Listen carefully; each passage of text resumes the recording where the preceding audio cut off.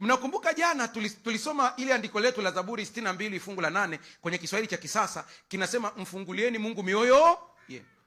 Yaani nikwambie hivi, sikiliza. Hata kama una kitu ambacho unasema hiki nikimwambia Mungu, sasa kwa nini namwambia Mungu hiki kitu? Mwambie, maana tayari Mungu anasoma nini? Anaujua. Ila ukifunua, umeruhusu. Katika ulimwengu wa kiroho hakuna access without permission. Kwa hiyo hakuna kuingia bila ruhusa. Kwa hiyo kwa lugha nyingine nimwambieni jana nikamwambia, hata kama kuna dhambi ambayo imekushinda, unajikuta unairudia. Usijidai kwamba Mungu ni kama mtu ambaye unaweza ukamficha.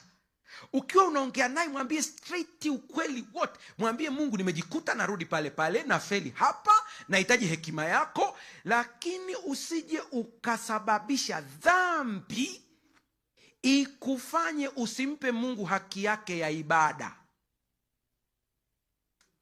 Na kusogelea kidogo, sijui hapo unanielewa nikisema hivyo. Shetani akijua atakutendesha dhambi na anasubiria siku ya Ijumaa, ndipo anaziongeza za kutosha ili Jumamosi usiende kanisani. Unakuta kwenye ndoa mmegombana, saa ya ibada imefika, mnagoma kufanya ibada kwa sababu kila mmoja amenuna. Mimi nawaambia hivi, gombaneni wenyewe kwa wenyewe, ni haki yenu ya msingi, maana mna akili timamu. Yaani ukikuta kuna ndoa ambayo watu hawapishani, mmoja ni zezeta, kuna mmoja ubongo hauko sawa. Yaani wewe mke wako ukimwambia leo tule vitunguu vya kukaanga, sawa baba. Hakuna mtu akuchallenge kwamba hivi vitunguu tungetumia tu kwenye mboga tu peke yake. Hapana. Lakini tofauti zenu zisifanye kumnyima Mungu haki yake ya ibada. Haleluya. Mtatofautiana tena. Mimi napenda wale majasiri kabisa. Mnatofautiana huko, mnaambiana sasa, tutulize ugomvi, saa ya ibada imefika, tukaombe kwanza, tukimaliza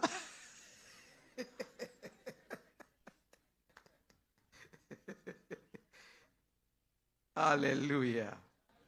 Niwaambieni neno worship, ukisikia mcheni Mungu na kumtukuza, neno worship ni maneno mawili ya Kiingereza yamechanganywa.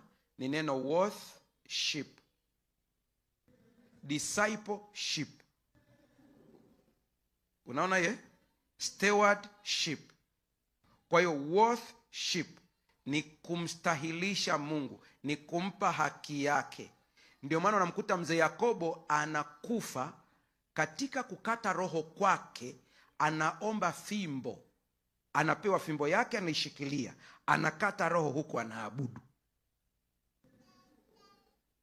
Wengine anakata roho, analaani fulani